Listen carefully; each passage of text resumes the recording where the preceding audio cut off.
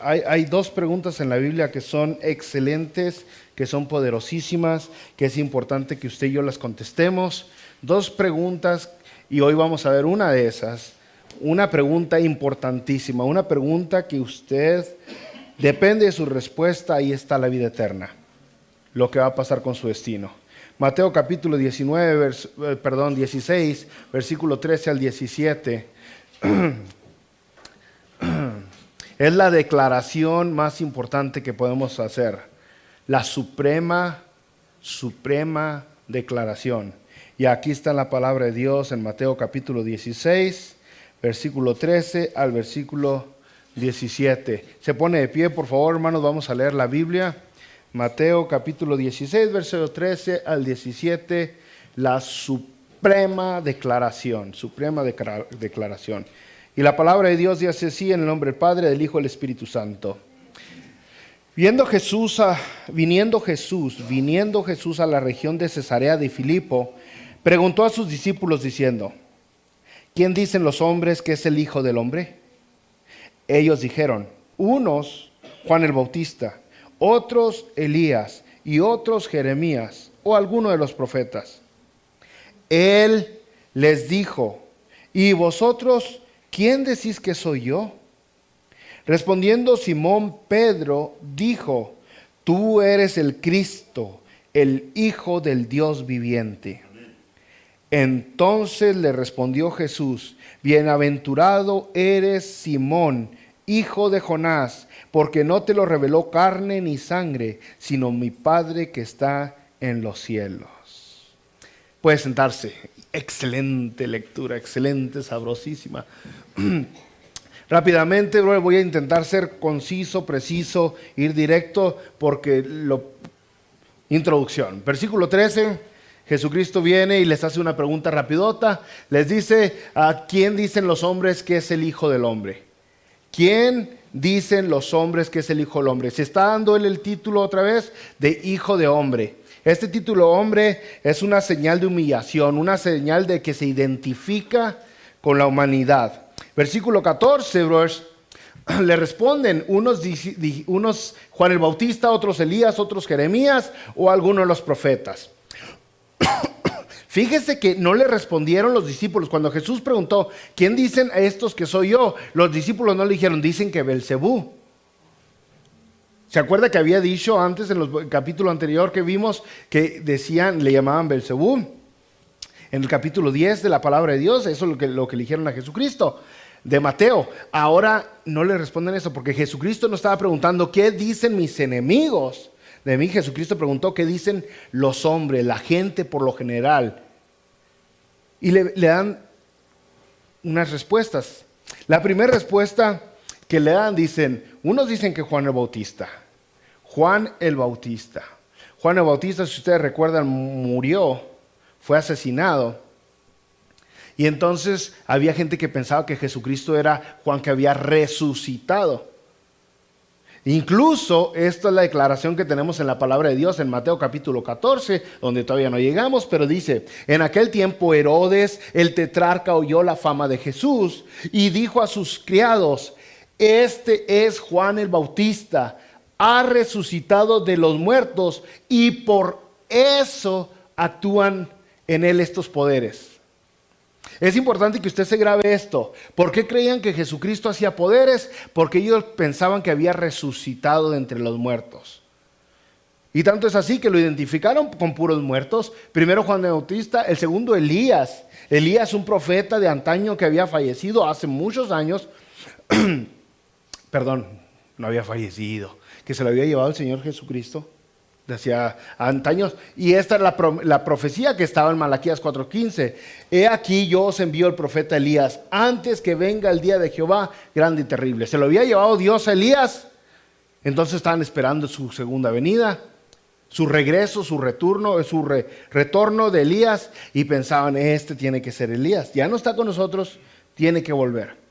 Y el tercero que dicen, hermanos, que era Jesucristo, es Jeremías, otro profeta, el profeta llorón. Está también en la palabra de Dios. Y la razón por la cual algunas personas pensaban que era Jeremías es que hay un libro en la Biblia, perdón, no en la Biblia, me estoy equivocando mucho hoy. Un libro, en los 400 años de silencio se escribieron algunos libros. Se le llama a esta colección de libros la apócrifa. A estos libros se les llaman los apócrifos o deuterocanónicos, cualquier nombre que se le haga más fácil. Estos libros no los consideramos parte de la Biblia, porque no creemos que tengan revelación divina. Lógicamente sucedieron, no llenan las características. Pero entre estos libros está un par de libros que se llaman Macabeos. Macabeos es por el hombre principal de estos libros, Macabeo. Macabeo, un líder de los... cuando los judíos, la nación estaba peleando contra Grecia, y este líder logra muchos éxitos en las batallas contra Grecia. Macabeo significa el martillo, traducido literalmente. Pero en este libro, en la segunda de Macabeos, dice que Jeremías va a regresar.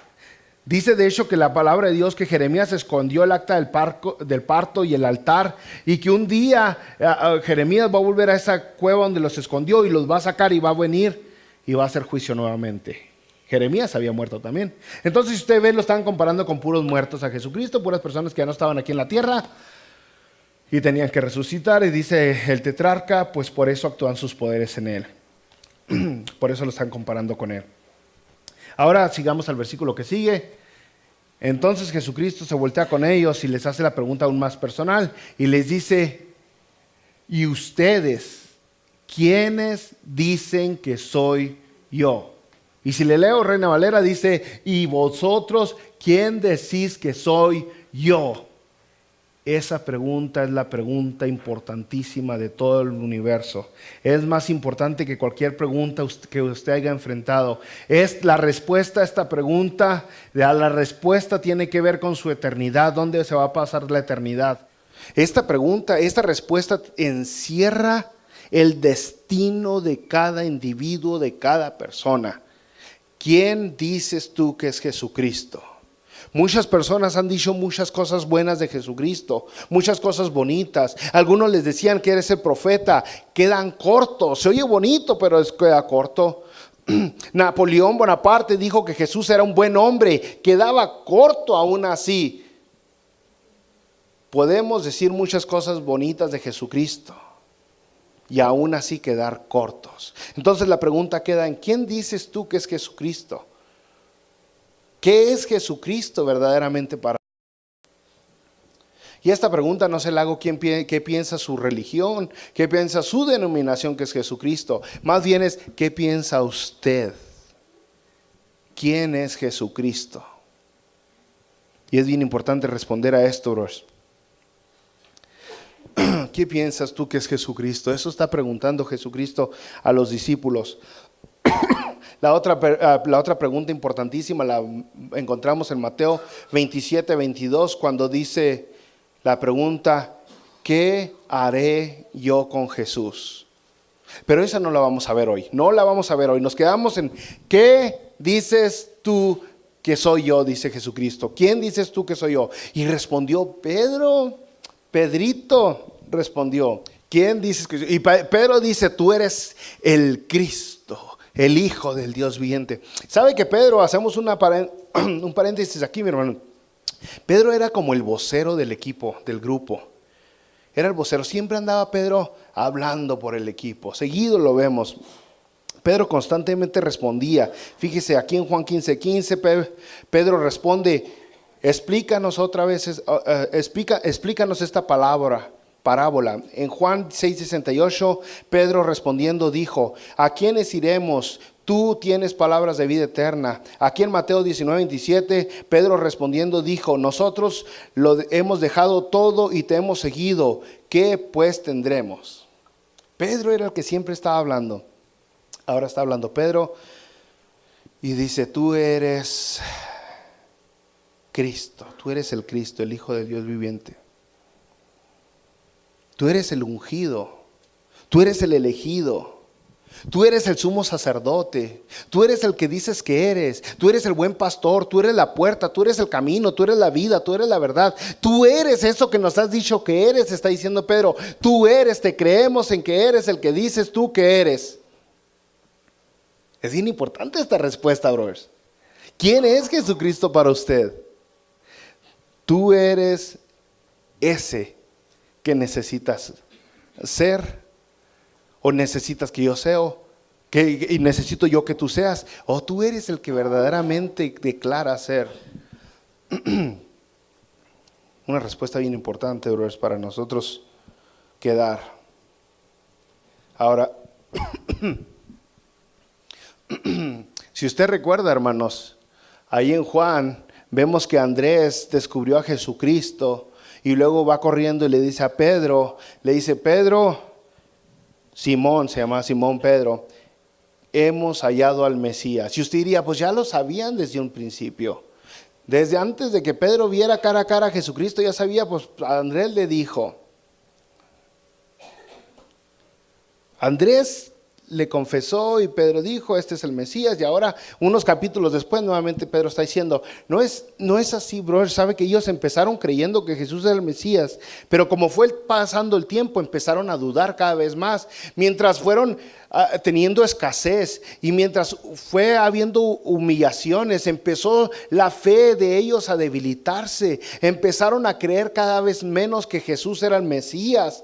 Mientras pasaba el tiempo, Si Jesucristo hubiera derrotado a los romanos, entonces ellos hubieran seguido creyendo luego, porque estaba llenando los requisitos que ellos tenían para un Mesías. Pero ellos no veían eso, ellos veían sufrimiento, ellos veían mucho caminar, ellos veían muchas palabritas bonitas y empezaron a dudar. La fe se fue debilitando porque no paraban de sufrir. Lo mismo le pasó a Juan el Bautista. Si usted recuerda, Juan el Bautista confesó, dijo en Juan 1:34, yo le vi y he dado testimonio de que este es el Hijo de Dios. Este es Juan el Bautista diciendo, y luego lo vemos ahora en Mateo 11, a Juan el Bautista mandando a un grupo de personas a preguntarle a Jesucristo, ¿eres tú el Cristo o esperamos a otro? Ya estaba dudando. Una vez que empezó a sufrir, a batallar, que empezó a ver la escasez, que empezó a ver dificultades, que empezó a ver problemas, que empezó a ver las humillaciones, las tristezas, los fracasos, empezó a dudar. Y eso es lo que pasa muchas veces con nosotros, porque no se cumplen con las expectativas que tenemos de Jesucristo. Entonces, después de que han sufrido, después de que han batallado, después que los han insultado, después que los han corrido, después que los han rechazado, después de que les han puesto nombres, viene Jesucristo a este momento, a este cima del tiempo que ha pasado con ellos, después de pasarse más de 2 años con ellos, y les pregunta, ¿quién dices tú que soy yo? O que ya sufriste conmigo. Ya pasaste escasez, ya sufriste necesidad, pero también ya oíste mis palabras, ya viste mis milagros. Ahora dime tú, ¿quién dices que soy yo? Es bien fácil decir, yo creo en ti, en Jesús, cuando le dicen a usted, cree en Jesucristo y tu matrimonio se va a arreglar. Ah, pues yo creo. Cuando le dicen, cree en Jesucristo y tu enfermedad se va a quitar, pues yo creo. Pero cuando usted cree en Jesucristo y empieza a caminar con Jesucristo y ve que hay topes, ve que hay hoyos, ve que hay charcos, ve que hay obstáculos, ve que hay problemas, entonces es donde verdaderamente o su fe se fortalece o deja de ser. Y por eso llegó a este momento Jesucristo y les pregunta a ustedes que ya han pasado tiempo conmigo, ¿quién dicen que soy yo? ¿Quién dices que soy yo? Y Pedro responde bien precioso, ¿no? Eres el Cristo, el Hijo del Dios viviente. Ese eres tú. Ahora el Hijo, bros,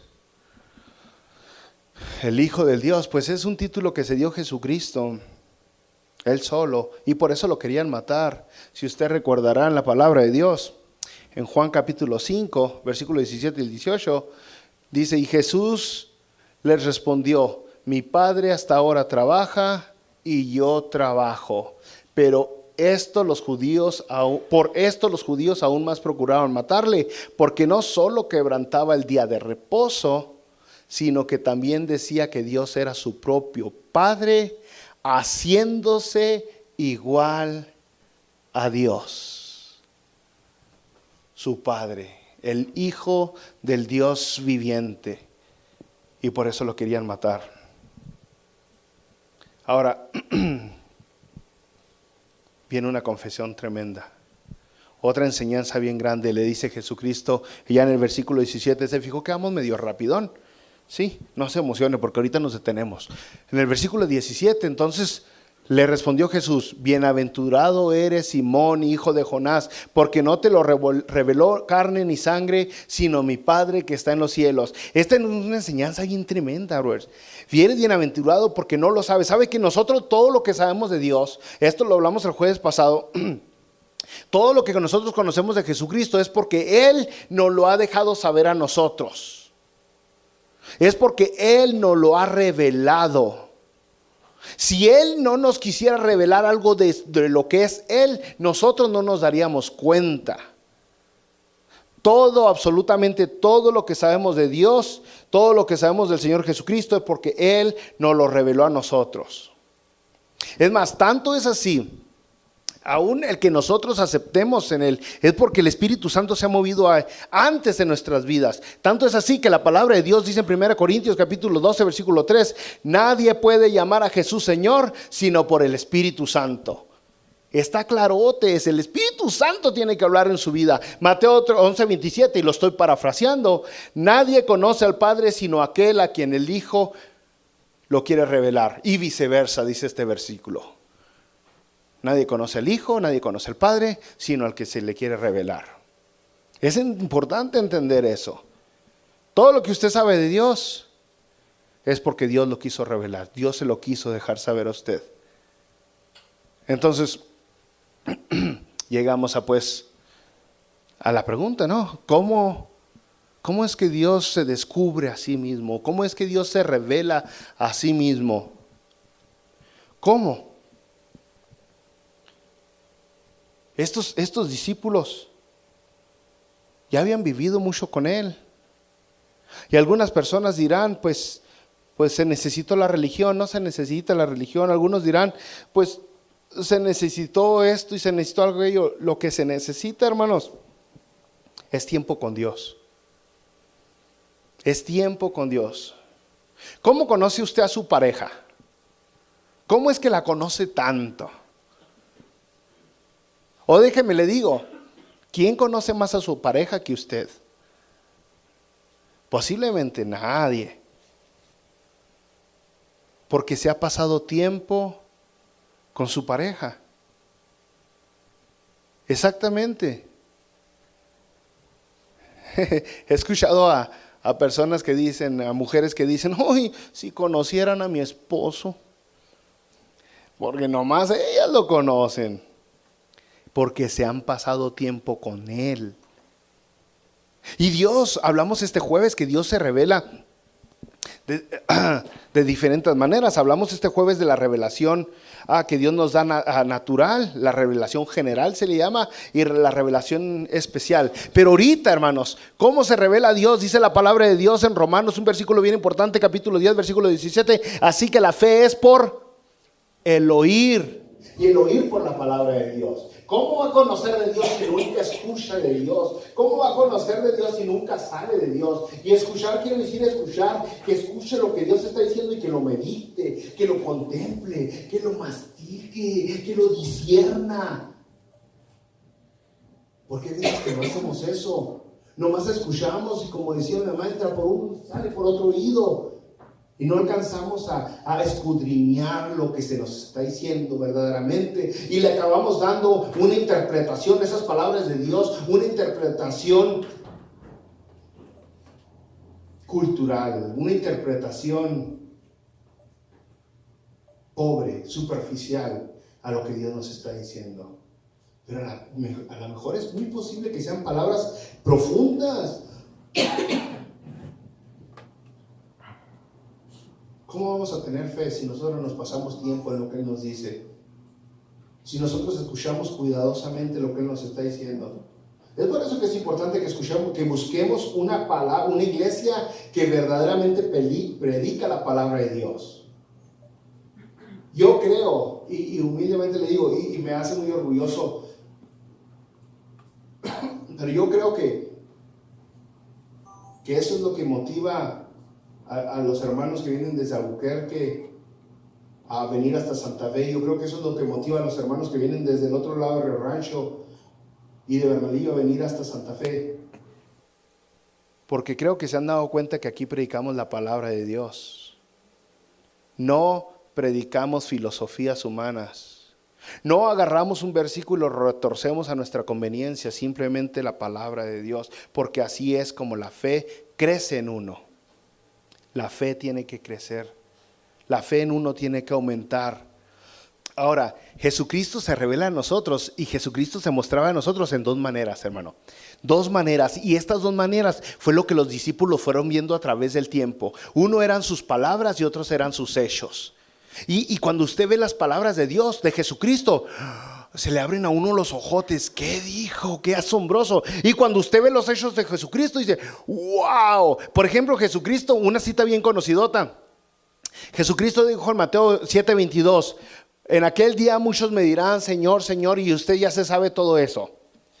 Lo que yo le quiero decir es lo que nos está revelando aquí. Jesucristo con sus palabras nos está revelando que Él va a ser el juez.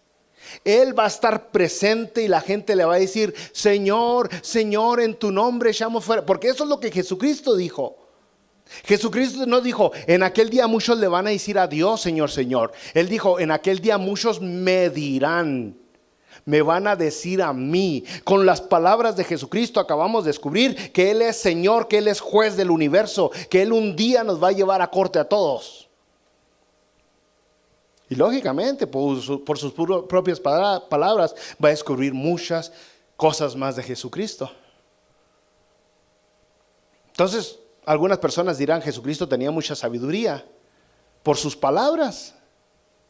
Cuando lo intentaron tentar aquellos religiosos a Jesucristo con la mujer que se había casado con varios hermanos porque habían fallecido, y Jesucristo, ¡pum!, reveló una verdad enorme. En el cielo ni se casarán ni se darán en matrimonios. Sabiduría, pero ahora está revelándonos de Él con estas palabras. En aquel día me dirán, Señor, Señor, en tu nombre echamos fuera demonios. Él está diciendo, yo voy a estar enfrente y ustedes van a venir a dar cuentas de sus hechos. ¿Cómo conocemos a Jesucristo? Por sus palabras. Y ahí estaban los discípulos escuchando, ahí estaban aprendiendo cada vez más y cada vez más. Pero también aprendemos por sus hechos, hermanos. Otra vez, ahora Mateo 5:17, Jesucristo dijo, no crean que he venido para abrogar la ley o los profetas. No he venido para abrogar, sino para hacerlos cumplir. Y aquí está parafraseado. ¿Qué quiere decir eso? Sus hechos, lo que hizo Jesucristo. No nomás habló, sino hizo. Ya ve que hay personas que somos buenos para hablar. Somos buenos para hablar. Tan solo ayer una persona me preguntó, ayer en el trabajo traía una Harley grandota y me dijo, ¿sabes andar en motocicleta? Y yo le dije, sí, claro. Me dice, pues hazte una vuelta y no. Buenos para hablar, pero en el momento de comprobar, a ver qué tan cierto que puede la moto. ¿Me entiende? Jesucristo no nomás hablaba, sino hacía. Y esto los discípulos lo veían. Pero ¿sabe qué? Cuando Jesucristo hablaba sabiduría, la gente decía, pues es profeta. Por eso es que tiene sabiduría. ¿Se acuerda que acabamos de ver? Jesucristo preguntó, ¿quién dice la gente que soy? Y la gente decía, uno de los profetas. Entonces, era como la gente explicaba que Jesucristo tenía sabiduría. Pues sí, pues viene de Dios, es un profeta enviado de Dios, por eso tiene sabiduría. Y cuando la gente veía que Jesucristo hacía milagros, la gente decía, pues ha resucitado, por eso es que puede hacer milagros. ¿Se acuerda que le dije que se recordara el versículo? Decían, pues es Juan el Bautista. Estaban cercas, pero no tan cercas como deberían de estar. Decían que era Elías, pero no, era más que Elías. Decían que era Jeremías, pero era más que Jeremías. Y con eso ellos justificaban. ¿Por qué hace milagros? Pues porque ha resucitado. Entonces llega un momento donde nosotros nos tenemos que preguntar, ¿qué más verdades nos enseña Dios? ¿Cómo es que podemos llegar al momento donde brincamos, donde saltamos ese asunto de que Jesucristo es un profeta, o que Jesucristo es un buen hombre, o que Jesucristo es un buen guía? ¿Cómo le brincamos para reconocer que Jesucristo es Dios Todopoderoso? ¿Cómo nos damos cuenta si vamos a estar excusándonos que sus obras y sus palabras son porque es profeta o porque ha resucitado?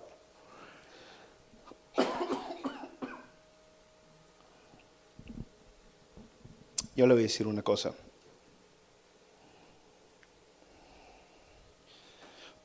Aquí hay una cita que encontré bien importante, las enseñanzas de Jesucristo. Una cita que enseñé bien, usted se la sabe. Y esta cita casi siempre la paso yo así como volando. Y yo creo que muchas personas la pasan volando. Está profunda esta cita. Mateo capítulo 12, versículo 8, el Señor Jesucristo dice así: porque el Hijo del Hombre es Señor del día de reposo.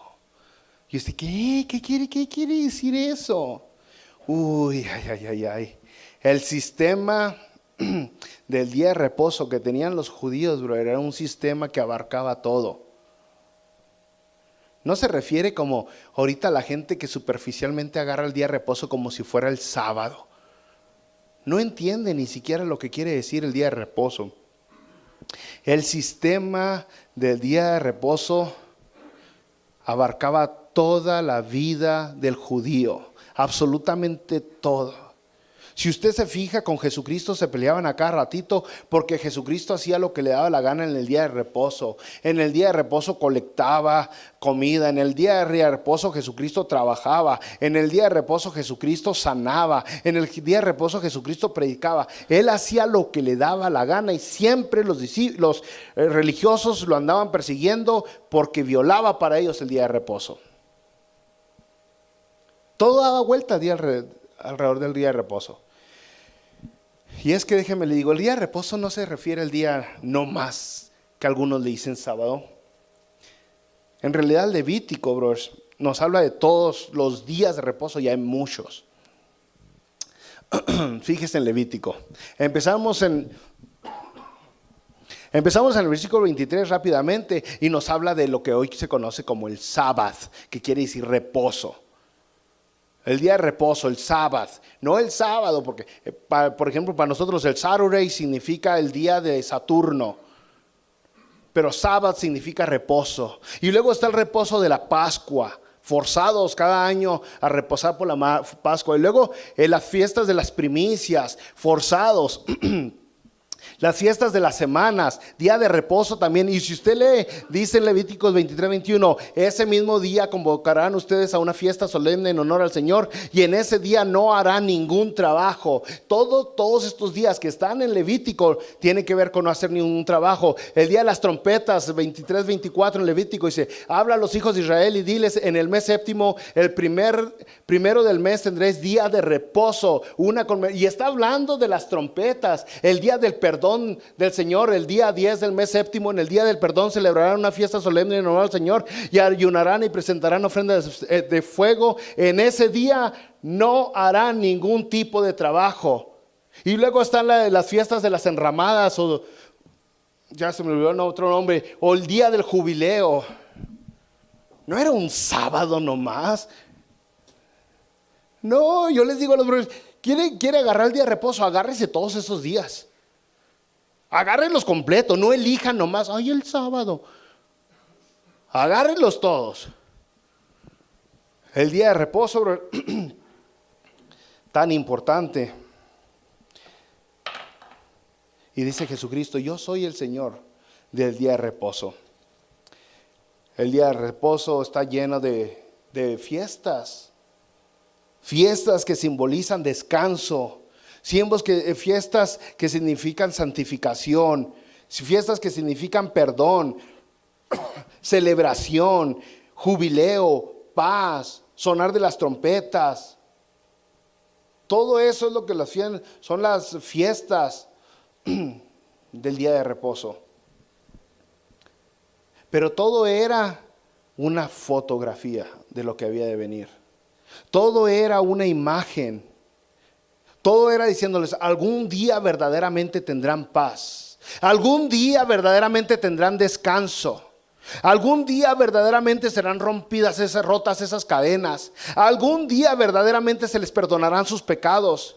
Algún día verdaderamente tendrás esperanza original, verdadera. Algún día verdaderamente tendrás vida.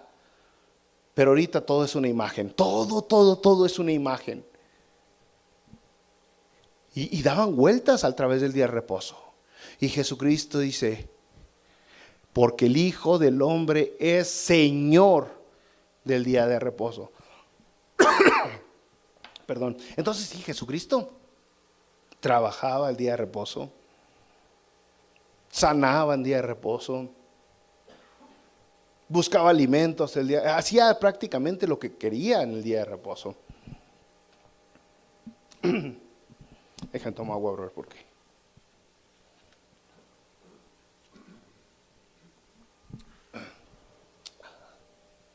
y luego mira esta escritura, ¿no?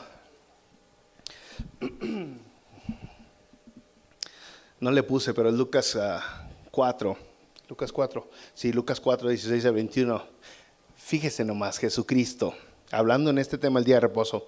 Jesucristo, dice la palabra de Dios, vino a Nazaret, donde se había criado, y en el día de reposo entró en la sinagoga conforme a su costumbre, y se levantó a leer. Y se le dio el libro del profeta Isaías, y habiendo abierto el libro, halló el lugar donde estaba escrito, y empieza a leer el Antiguo Testamento. El Espíritu del Señor está sobre mí, por cuanto me ha ungido para dar buenas nuevas a los pobres. Me ha enviado a sanar a los quebrantados de corazón, a pregonar libertad a los cautivos y vista a los ciegos, a poner en libertad a los oprimidos, a predicar el año agradable del Señor. Y enrollando el libro, lo dio al ministro y se sentó, y los ojos de todos en las sinagogas estaban fijados en él, y comenzó a decirles, hoy se ha cumplido esta escritura delante de vosotros. Les leyó el día de reposo, les leyó el día del jubileo, les leyó el momento que han estado esperando ellos toda la vida, el momento para celebrar, el momento para festejar, el momento donde hay paz, el momento donde hay liberación. Y luego les dice, hoy se ha cumplido, hoy. Es por eso, hermanos, que usted en el Nuevo Testamento va a encontrar todos los mandamientos, los 10 mandamientos del Antiguo Testamento los va a encontrar en el Nuevo Testamento, con excepción del día de reposo.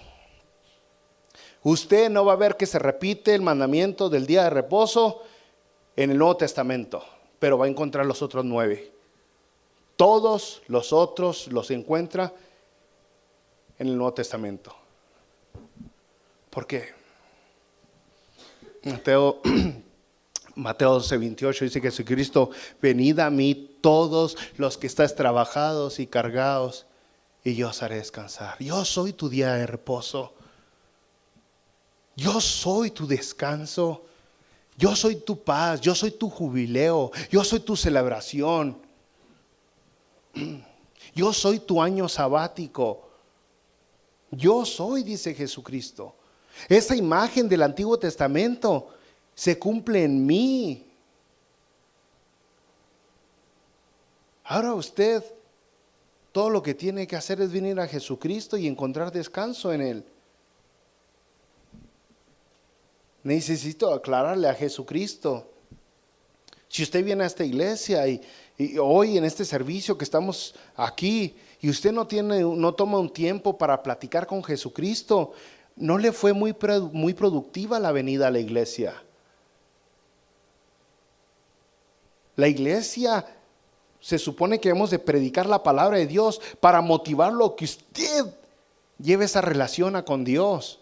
Pero si la predicación que aquí estamos dando no le logra el que usted se comunique con Dios y se haga uno con Él, entonces no estamos siendo efectivos. No estamos siendo simplemente, nuestras palabras están cayendo en oídos huecos. No están logrando nada. Jesucristo es nuestro descanso. Jesucristo es nuestro socorro. Jesucristo es nuestro auxilio. Jesucristo tiene que ser todo para nuestras vidas, nuestra fe, nuestra esperanza, nuestro futuro. Jesucristo. Es por eso que nosotros vemos imágenes en el Antiguo Testamento y luego las vemos cumplidas en Jesucristo. Ahora, la palabra de Dios habla mucho de ese asunto. Colosenses 2:16 dice, por tanto, nadie os juzgue en comida o en bebida o en cuanto a días de fiesta, luna nueva o días de reposo. Nadie te juzgue por eso. El Señor Jesucristo murió a las vísperas del sábado y resucitó el primer día de la semana.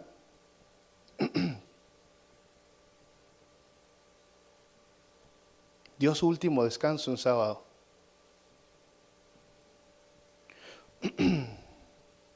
Ahora, cuando usted viola el día de reposo, cuando usted rompe, cuando usted quiebra la ley del día de reposo, es cuando rechaza a Jesucristo. Cuando rechaza a Jesucristo, sí es sencillo. Porque Él es nuestro reposo. Fíjese lo que dice Hebreos 4, 9 al 10. Por tanto, queda un reposo para el pueblo de Dios. Claro, transparente. Queda un reposo para el pueblo de Dios. Porque el que ha entrado en su reposo, también ha reposado de sus obras, como Dios de las suyas. Solamente nos queda un reposo y ese es Jesucristo. Así que usted puede conocer a Jesucristo de dos maneras: por lo que dice y por lo que hace. Por lo que Jesucristo ha dicho en las Escrituras de Él mismo. Por lo que Dios hizo en las Escrituras, por lo que Jesucristo hizo en las Escrituras, pero también por lo que Jesucristo está haciendo en su vida, el día de hoy, en este momento. La única manera, hermanos, entonces, de salir aquí es bienaventurados y salir bien. Eso es lo que le dijo Jesucristo a Pedro: bienaventurado eres, Pedro. Bienaventurado. Pero para salir bienaventurados, hermanos, para salir bienaventurados, nosotros debemos de reconocer quién es Jesucristo. ¿Quién es Jesucristo? Y es aquí a donde algunas personas nos tenemos que poner serias. Porque si usted y yo no hemos entendido que Jesucristo es nuestro Señor con S mayúscula, nuestro Salvador, y lo hemos vivido en nuestras vidas, estamos en problemas. Si nomás lo hemos hecho de labios, pero el corazón está lejos de Él, estamos en problemas. Y es aquí donde le tenemos que decir que la única manera de ser salvos es reconociendo quién es Jesucristo. No hay otra manera. No hay una denominación, no hay una ceremonia que tenga que hacer. Lo único que tenemos que hacer es: yo creo que tú eres mi Señor y mi Salvador. Romanos 10, 9 al 10 lo dice así: que si confesares con tu boca que Jesús es el Señor y creyeres en tu corazón que Dios le levantó de los muertos, serás salvo. Así de sencillo, pero así de valiosa es la salvación. Así que yo le voy a invitar, hermano, que nos pongamos a orar. La comunión con Dios es bien importante. Pero en serio le invito, vamos a orar.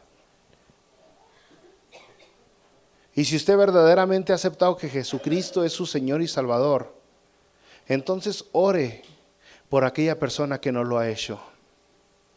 Y ore para que su vida sea un testimonio vivo de lo que es ser cristiano.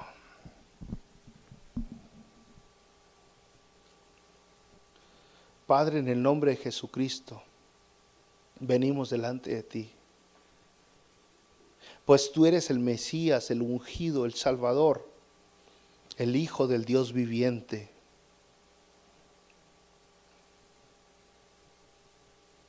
Y Padre, esta pregunta que le hiciste a Pedro y a los discípulos, ¿quién dicen que soy yo? Esa pregunta ahora la tenemos que contestar nosotros. Y te ruego por todos los que estamos aquí bajo este techo, niños, jóvenes, adultos, ancianos, que tú hables a nuestro corazón, a nuestra vida, que tu Espíritu Santo trate en este momento con cada uno de nosotros.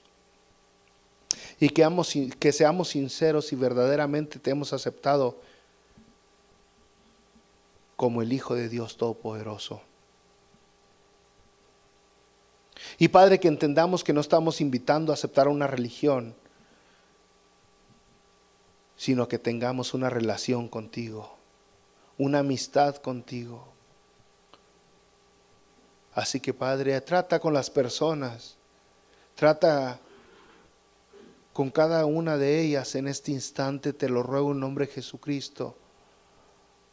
Redarguye los pensamientos, influye en los sentimientos, en las emociones, y que podamos ver la verdad, y que podamos sentir la urgencia de reconocerte como nuestro Señor y Salvador, y que podamos dejar la apatía a un lado, que podamos hacer a un lado, Señor, la indiferencia, y que nos importe el mensaje de salvación y de que las almas no se pierden y que vengan a alcanzar perdón. Así que Padre, pone ese sentido de urgencia en cada uno de nosotros, que podamos reconocer que esto verdaderamente es importante. Solo tú salvas. Gracias al sacrificio que te hiciste en la cruz no tenemos que pagar. En el nombre poderoso de Jesucristo te lo pedimos. Y en este nombre poderoso te pongo en tus manos, Señor, cualquier otra necesidad. Matrimonios completos con diferencias, actitudes elevadas y problemáticas, te las ponemos delante de ti. Solamente tú puedes cambiar la actitud de una persona. Necesidades económicas, físicas, emocionales y lógicamente espirituales, Padre, te las ponemos delante de tu presencia. Encárgate de ellas en este momento. Alabado sea siempre en Cristo Jesús. Amén.